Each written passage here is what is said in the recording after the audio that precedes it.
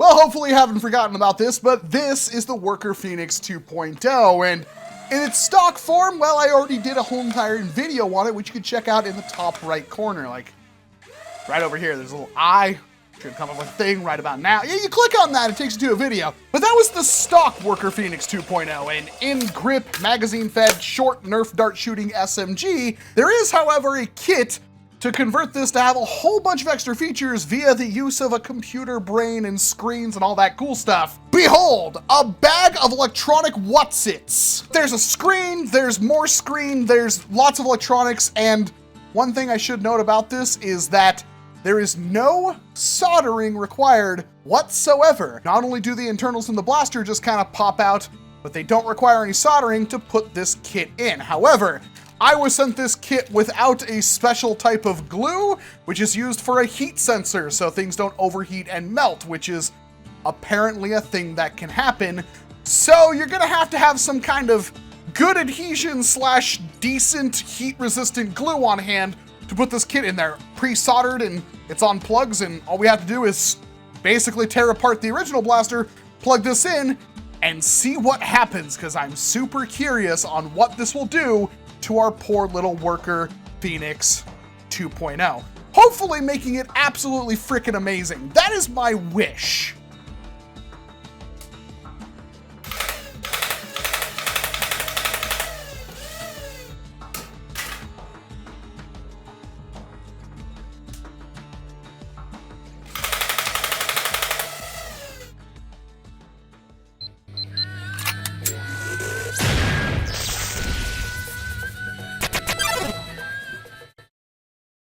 This Walcom S7 video is sponsored by Mech Arena. There's a lot of shooters out there, but Mech Arena is something way different. Featuring 5v5 team-based online competitive action that's both casual and fun, where maps are compact and the action never stops. It's called Mech Arena, so of course there's a ton of different mechs to choose from, each one featuring different stats and abilities, so I picked out 3 that's been carrying me and why you should look out for them on the battlefield. Panther is the first mech that was really a game changer for me. Featuring pretty decent energy capacity means that it can equip some pretty massive high damage weaponry, with some pretty decent movement speed compared to other attacker mechs, but not fast enough to dodge. Not that it matters, because Panther's ability Stasis Barrier is a long multi-pointed shield that you can throw out to create a wall that you and your team can shoot through, but the enemy can't hit you back from.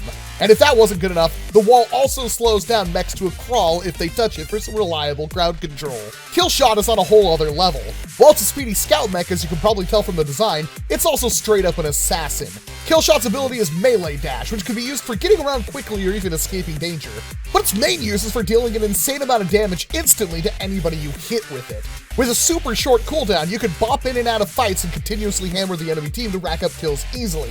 And last but not least, we have Arachnos. Featuring an obscenely high energy capacity to start with, it more than makes up for its lackluster speed and health. Arachnos is best suited for sitting in the back with a long arm or two and instantly deleting any smaller mech off the field. Sure, you'll be spending most of your time reloading, but the amount of kills will make you happy, and your ability Spider Turret can help harass anyone that gets too close or catches you reloading. New content is always dropping on Mech Arena, such as buffs to the shotgun, yay! Weapon and Stalker Mech, as well as special Easter and Golden Week events. All you need to do is take part and you can score some new weapons, skins, and much more. Mech Arena is completely free to play on Android and iOS, and you can use my link or scan my QR code to get bonuses worth up to $45. You'll get 1 mil-spec skin, 500 A coins, and 700 credits to help you get a head start in the arena. And if you're lucky enough, you'll even have a chance to get absolutely annihilated by me. Here's my in-game ID so you know who sent you back to the hangar. Thanks again to Mech Arena for sponsoring this video. Alright, so it's not a whole lot of parts, it's actually fairly simple. And this is your friendly neighborhood editing Walcom here to point out that yes, you can buy this blaster completely pre-assembled from Worker with the Select Fire kit installed. You can also buy the blaster without the Select Fire kit completely pre-assembled from Worker, and of course you can buy the Select Fire kit by itself if you choose to want to install it in a blaster. You can't find the pre-assembled version or it's out of stock or something, or more likely you already bought a Phoenix 2.0 and want to install the kit in it yourself. That being said, this kit will obviously work with a lot more extra tooling in other blasters, anything that has a mechanical firing trigger. So this segment of the video is for those of you that are curious about how the Worker Phoenix 2.0 looks like inside, how the Select Fire Kit looks by itself, and how the two go together. And that is it, other than the demonstration and review of the kit after it's been installed. If you are looking for any of these things, they might not be immediately available. In fact, the English version of this kit should be out by the time this video goes live. However, all of this stuff will be for sale at outofdarts.com. This video has no affiliation with outofdarts.com. They just happen to be one of the biggest resellers of aftermarket blast parts you can find in the hobby, and a good friend of mine. Do have an upgraded gearbox here, or a faster gearbox. I don't know if I'd call it upgraded, but it's a different one with a faster rotation. We have a pair of switches connected to a plug. We've got a rev and a fire trigger connected to a plug. We've got this screen here that has a switch on it with 4 buttons. We have the board here, came assembled like this, already had a battery plug on it. Has these plugs right here, which it labels on the back of the board, connect to pusher positive, pusher negative, flywheel positive, flywheel negative, so very easily labeled. This also has a screen on it, so it's gonna have 2 screens running, but this one is gonna be external, that one's gonna be internal. And then this, which is another type of cover. I thought when you installed this kit, you lose the access to the actual rail here, but it looks like you do keep that. It's just gonna be on top of this thing, so you have to remove the whole rail in order to put that on there. And then these last two pieces are temperature sensors that you have to affix inside of the blaster using some kind of heat-resistant tape or glue. Well, the best part about this is we only need the one key to take apart this entire blaster, which is the one that's included in the grip. So we get our Allen key here, and then we spend the next God knows how long undoing every screw so we can get inside this blaster, because we have to remove basically everything. I'm sure we'll need a Phillips head screwdriver at some point, but yeah, this makes it pretty easy.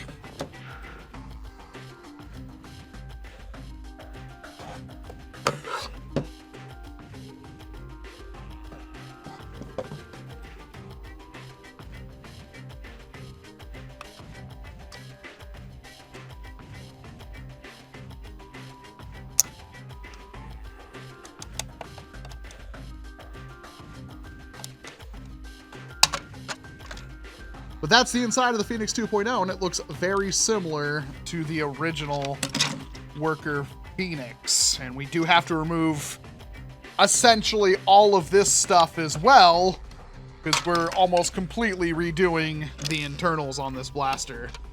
And yep, I'm going to need a Phillips screwdriver for all of this.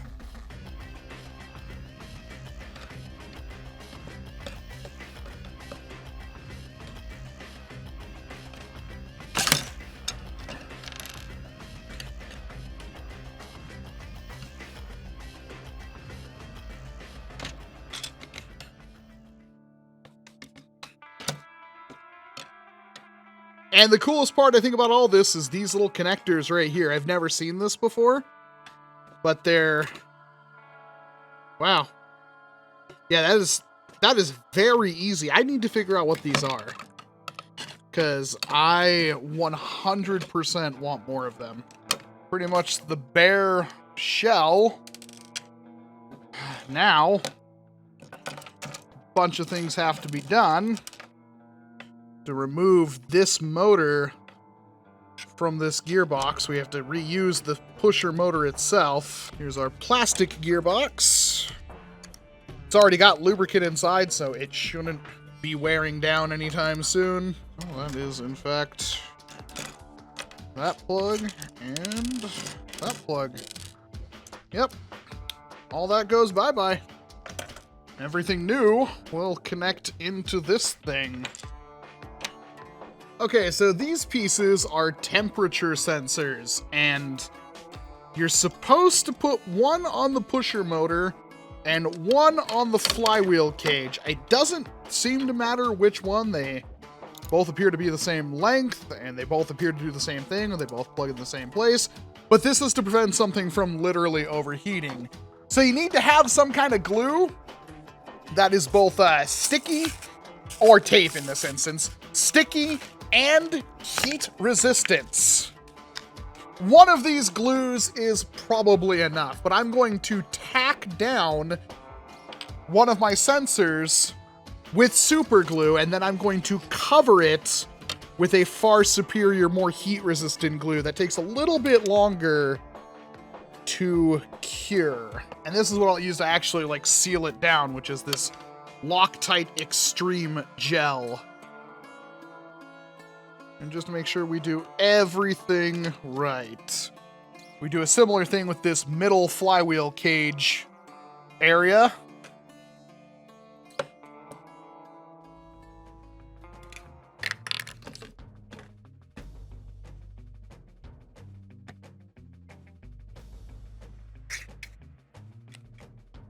There we go. And that'll make sure that we don't wind up melting our whole flywheel cage thing here. And as far as I can tell, that is pretty much everything we have to do internally, I think. I mean, there's only a couple of pieces to this entire kit. So this has been a pretty enjoyable experience so far. This is all the original, like, battery, everything, switches. This all just comes out. It's connected to the original blaster using these pins, kind of like speaker pins, almost. And then the new stuff connects both with those pins and then some of these. And it's just a couple of pieces and pretty much drop in. You don't need to have a soldering iron, although I would recommend having one on standby. And wow, it's surprisingly easy, assuming it works.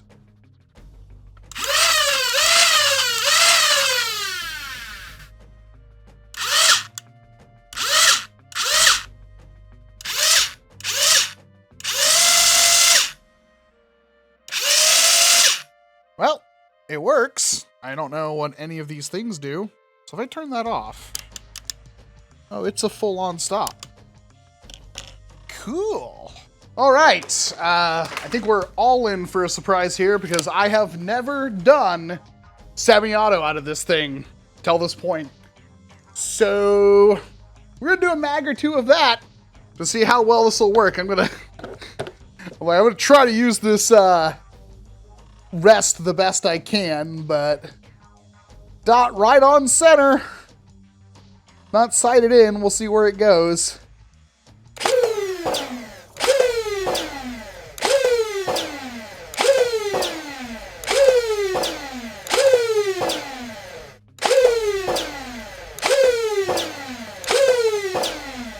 I don't think we're getting enough spin up time.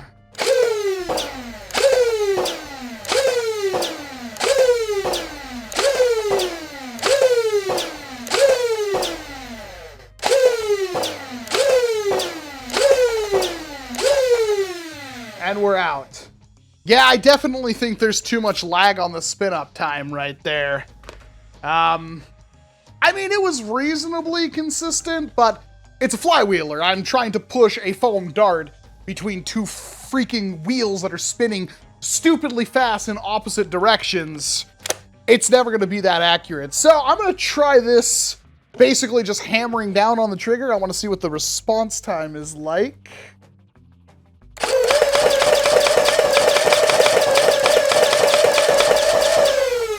That was really good. That was legitimately really freaking good. All right, burst fire. We'll do a mag in 3-shot burst. Typically, I like to do a 2-shot burst, but for the sake of the internet, I'll do a 3-shot burst. You could do 2, 3, 4, or 5-shot bursts. So same spot.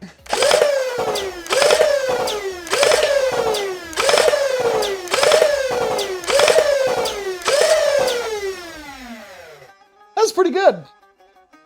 That was reasonably consistent. I'm learning the system. All right. And now we'll just mag dump it. Yeah, the screen can register that, but as you can tell, again, this is not sighted to this blaster at all. So ignore where it's actually hitting beyond where the first and last darts are hitting. It's flywheels. They're not accurate, but That was maximum rate of fire, and that was pretty fast. In fact, I'd say that's a touch too fast. Some may differ, some want huge, insane rate of fire. Certainly that feels good, but in practical terms, you just don't really want the highest rate of fire. You usually want something that's a little around 5 to 7 darts a second. Still, absolutely awesome, and a good way to... I'm going to start with some complaints about this kit. Number one, although it plugs directly into a battery and everything like that, and I have other blasters that plug directly into the battery and whatnot, this does not monitor your battery whatsoever. Why? I have no clue. That is a very important feature though, and this blaster is sorely missing it. So if you're not paying attention to when your motors start getting kind of saggy and you don't rip the battery out pretty much immediately, you could completely discharge your LiPo and kill it. 2, probably my biggest complaint. It does not have auto shut off whatsoever. This little switch gets turned on, that screen turns on, and that's it. It will never shut off unless you flip that switch back. And if you're carrying this thing without some kind of little cover over this and it's loosely knocking around somewhere, you could very easily break this whole switch, so or even activate it on accident. So please keep that in mind with this setup. It is far from perfect. However, this, as far as I can tell, is one of the cheapest ways, if not the cheapest way, to get an injection molded, non-3D printed, 160 to 180 FPS, select fire, customizable flywheel blaster that is magazine fed, especially with it being an in-grip magazine, which people love. The Worker Phoenix is probably around anywhere from $140 to $160. It does depend where you're buying it. The Select Fire kit, as far as I know right now, does not have a price tag associated to it. However, I was told by Worker a few months ago they were aiming for it to be around 50 to 60 USD. That's a pretty sweet price point, and it is cool they're selling the kit by itself, because you could technically put that kit in whatever blaster you want that has an electronic firing control mechanism, like a rapid strike. It would require a lot of work, but it can do it. And if you don't want to take apart the blaster and spend the hour putting everything together, they will sell the entire thing pre-made for around $250-ish US, which I think is still a fair price for what you're getting. Now, it's still brushed. It's not brushless motors. It's not instant rev up time. It is pretty much as cheap as this thing can get while still being reliable, but it is super cool. It has a lot of special features, and I would try to cover all those as much as I can, but Out of Darts already has a video that's basically, 20 minutes of him going through every single feature that he can find on this board, and I will have that linked in the top right corner. But one of the things that adds is motor braking. You can adjust how aggressive that motor braking is, but that means instead of your blaster doing this, notice how it takes a while for it to rev down, you can have it do this. Notice how it stops the flywheels and everything immediately for a much smoother experience. That does, however, generate excess heat. It does wear down the motors. It's something you probably shouldn't use all the time, but you can do it, and you can even have it dedicated to a simple switch. In fact, all of the functions are dedicated to 2 profiles that you set up on the blaster using the buttons and everything on the control board. So for example, I have 2 profiles set up. I have one set up to where it's a 3-shot burst, and you can change that from anywhere from a 2 to 5-shot burst. You can have semi-auto and of course full auto. You can tell it how fast you want those flywheels to spin, how fast you want it to fire, and so forth. There's a lot of wiggle room to do pretty much whatever you want there. So I have one profile set up for full auto and one profile set up for 3-shot burst. And then the other side, you can also set up with other additional features. I have it to turn motor braking on and off, but there are other things that you can do, including having 2 different settings for the flywheels independently if you want to go that direction. And it is nice that if you are using the motor braking and everything like that, those temperature sensors will automatically shut the blaster off when it gets to a dangerous temperature that will damage the blaster. At the end of the day, I really like this blaster. I've had it for a couple of months now. I've been playing with the select fire features, and it's kind of my go-to thing now. Is it the best, most powerful everything ever? No. But it is one of the most durable flywheelers I own, and I'm not worried about throwing this thing in a bag and taking it to a war or something like that, unlike many of my 3D printed blasters where I have to make sure they're not in direct sunlight and I have to make sure they're not hitting anything in transit. It's kind of a pain, it's kind of stressful. This is, I I don't really have to worry about it with the exception of this screen, which I just tape over with something and, you know, that way it's not gonna get broken or accidentally switch on. And putting it together was super simple and honestly enjoyable. Although again, you could buy it completely assembled, ready to go out of the box if you don't want to worry about taking the thing apart and slapping the kit inside of it. So if you want a pretty high-end flywheeler for a pretty reasonable price that's gonna be able to take some hits and you don't have to worry about it, the Worker Phoenix 2.0 with a Select Fire kit is probably the best you're going to be able to do for quite some time. You know, an injection molded, smart board controlled 6-stage flywheeler thing. In fact, I've actually seen there are flywheel replacements to actually make this thing shoot even harder, apparently from Worker themselves. So the saga of the Worker Phoenix 2.0 is not quite over yet. We may take another look at it in the future, but for what I have here, I'm very happy with it, and I'm pretty sure a lot of you out there will be too. Again, prices will fluctuate here and there depending on where you're buying it, but I will link down below to outofdarts.com where you will be able to find all of this stuff, if not right now, very, very soon. But that's all I've got for you. I'm Walcom S7. Thank you very much for watching this video. Chances are if you got to the end, you like what I do here, so please hit like, hit subscribe, ring the bell, leave a comment, do all that algorithmic garbage to help the channel grow so you can help the hobby grow. And of course, I'll see you in an entirely different video. You gotta